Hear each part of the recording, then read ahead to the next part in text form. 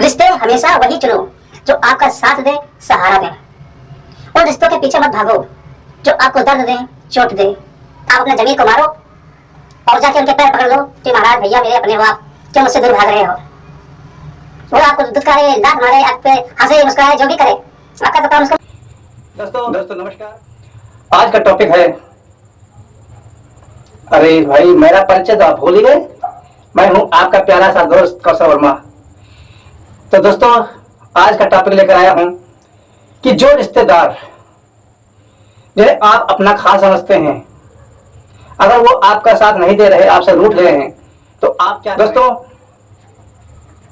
अगर कोई रिश्तेदार या आपका कोई खास आपसे रूठा है तो इस बात पे डिपेंड करता है कि वो आपके लिए कितना खास है जो आप उससे बनाना चाहते हैं, उसकी नाराजगी को दूर करना चाहते हैं। तो बने रहिए हमारे वीडियो पे, हम आपको सब कुछ बताएंगे। तो दोस्तों अपनों को हम कितना भी कोशिश करें मनाते हैं, मगर वो मानने की जगह कभी कभी ज्यादा ही रूठ जाते हैं और कभी कभी ऐसे रूठते हैं कि वो हमें पलट कर नहीं देखते। हम यही सोचते रहते हैं कि कब वो मानेंगे, कब हमारे पास आएंगे और मुझे गले लगाएंगे। दोस्तों आपको मैं बताना चाहूंगा कि ये समय ऐसा युग है जिसमें बाप बनाना भैया सबसे बड़ा रुपया। अब यहाँ पे आप कहेंगे कि भैया ये ऐसा तो नहीं है, बड़े बड़े पैसे वाले भी तरस रहे हैं अपनों के प्यार को। दोस्तों एक दिखावा प्यार, एक सच्चा प्यार। अगर आप किसी अपने को तराश रहे हैं तो यही सोचेंगे कि उसका सच्चा प्यार अपनापन मिले। दिखावा तो आपको चाहिए नहीं ना। अगर आप पैसे वाले हैं तो आपको काफी मानने वाले भी मिलेंगे, मगर उनके अंदर दिखावा होगा, सच्चा अपनापन नहीं होगा। और फिर आप जिसे अपने दिल से मानते हैं वो आपसे दूर हो गया है तो वो आपसे कैसे मानेगा, सवाल ये आता है। दोस्तों वैसे तो कहते हैं कि आप इतनी कमाई करते हैं, आप सब कुछ पा लेते हैं, मगर कहते हैं ना कि जब लक्ष्मी आती है तो काफी कुछ कुर्बान करना पड़ता है। हर कोई अपने पास नहीं रह पाता, हर कोई अपना नहीं रह पाता। दोस्तों हम काफी कोशिश करते हैं कि जिन्हें हम दिल से मानते हैं, दिल से चाहते हैं, उन्हें हम अपने पास रखें, लेकिन समय ऐसी चीज है कि कुछ भी हमारे हिसाब से नहीं होता, समय के हिसाब से हो जाता है। आपको मैं दो एग्जांपल देना चाहूंगा, शायद आप उस दो उदाहरणों से समझ सकें कि रिश्तों के पीछे भागना ठीक है या नहीं। तो इसके लिए हमारी छोटी सी कहानी आपको सुननी पड़ेगी दोस्तों, जो आपको ये तय करने पर कहते ना मोटिवेट करेगी कि आपको करना क्या है। बस थोड़ा धैर्य और सब्र के साथ इस छोटी सी कहानी को सुन लीजिए। दो कहानी है, दोनों कहानी के अलग अलग रूप है। अब आपको समझना है उस कहानी को सुनकर कि हाँ आपके लिए क्या बेहतर है, आपके लिए क्या सही रहेगा।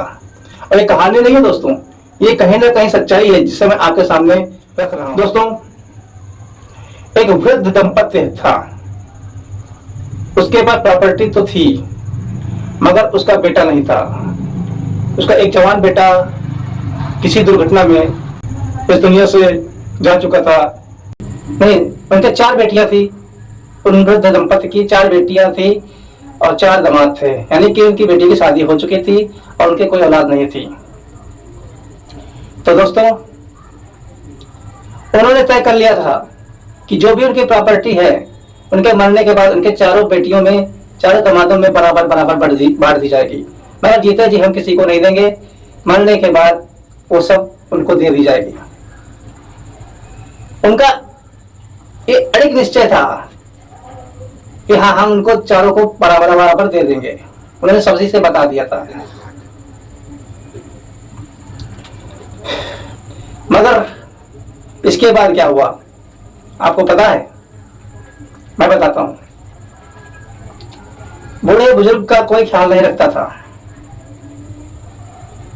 अपने आप हर चीज खाते पीते, अपने आप बनाते, अपने आप सामान लेके आते, कुछ नहीं होता तो दूसरों की मदद लेते, मगर उनके बिटिया दामाद उनके साथ नहीं देने आते थे।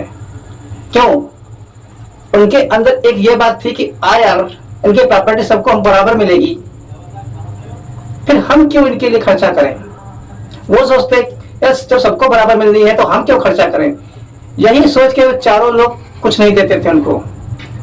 उनकी हालत बद से बदतर हो गई दंपति की, लेकिन उनके बिटिया दामाद हाल नहीं पूछते। क्यों?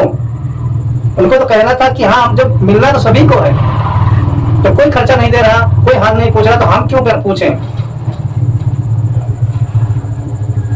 अब आप बताइए दोस्तों, क्या ऐसे रिश्तों को पकड़ना ठीक है जो आपके बुरे समय में आपको भीख मांगने पर मजबूर कर रहे हैं? आप बीमार हैं, आपकी दवा नहीं ला के दे रहे हैं, हाल नहीं पूछ रहे हैं, क्या ऐसे रिश्तों को पकड़ना ठीक है? क्या उनके आप सबको दान करना चाहते हैं, वो आपके हाल नहीं पूछ रहे हैं? क्या ऐसे रिश्तेदार ऐसे अपनों को अपनाना ठीक है? ये आप कमेंट में बताइए दोस्तों, क्या ये बुजुर्ग लोग सही कर रहे हैं कि उनका ख्याल जो नहीं रख रहे उनको सबको देना चाहते अपना है? अभी आप तय करेंगे कि हाँ ये उनका निर्णय सही था कि नहीं सही था। अच्छा, अब दूसरी कहानी पे आ जाते हैं। आप 3 भाइयों की एक छोटी बहन थी। वो बहन बड़ी मन्नत के साथ मिली थी, क्योंकि तीनों भाइयों की कोई बहन नहीं थी शुरू में। वो अपने रिलेशन में उनकी एक सिस्टर थी, फूफा जी की लड़की। वो रक्षाबंधन भाई दूज पे आती थी, लेकिन वो पहले जब अपने सगे भाइयों के यहाँ जाती थी उसके बाद इनके यहाँ आती थी। इससे दो बड़ा भाई यही हमेशा कहता है, काश मेरी भी कोई सगी अपनी बहन होती तो मुझे किसी बहन का इंतजार ना करना पड़ता। दोस्तों, शायद ऊपर वाले ने सुन ली, उनके एक छोटी बहन हुई। उस बहन को उन्होंने लाड़ प्यार से पाला पोसा, एक दिन शादी भी कर दी। कुछ घटना ऐसी घटी कि बहन के ससुराल में कुछ ऐसा कांड हो गया जो उसने अपने भाइयों को सूचना नहीं दी। तो बड़े भाई ने कहा कि कम से कम मुझे बताना तो था, अगर कोई बात बिगड़ी है आपके ससुराल में बेटा तो कुछ बताना तो था हमको, हमें जानकारी तो देनी थी। मेरे हिसाब मुझसे तो पूछते, हम आपसे बड़े थे।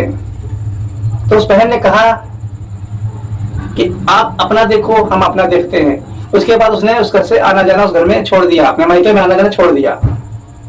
उस भाई ने ऐसे रिश्ते को हमेशा के लिए खत्म कर दिया, ऐसी बहन को किनारे कर दिया। उसने समझ लिया कि मेरी कोई बहन नहीं है। जिन बहन ने उसे जीते जी मार दिया, अगर उसकी नजर में भाई की कोई कदर होती तो वो अपने कोई भी समस्या थी, कोई भी बात थी अपने भाई से बताती, लेकिन उसने भाई को न बताकर यहां तक कि उससे ये भी कह दिया कि आप अपना देखो। तो फिर भाई क्या करे? इससे अच्छा तो है कि वो समझ ले कि हाँ उसकी बहन मर गई और उसने यही तय कर लिया। ऐसे रिश्ते को पकड़कर क्या फायदा जो आपको हमेशा कष्ट दे, दर्द दे, कांटे की तरह चुभे और हमेशा नीचे दिखाने की कोशिश करें। ऐसे के रिश्तों को मत पकड़ो। उस भाई का सोचना था। अब आप ये बताइए कि उस भाई का डिसीजन कैसा था और उस बुजुर्ग का डिसीजन कैसा था। वो बुजुर्ग जिनका कोई ख्याल नहीं रख रहा था, वो उनको अपना सबको देना चाहते थे, और वो भाई जिसकी बहन ने उसे जरा सा महत्व नहीं दिया, उसने उसको हमेशा के लिए अपनी जिंदगी से अलग कर दिया।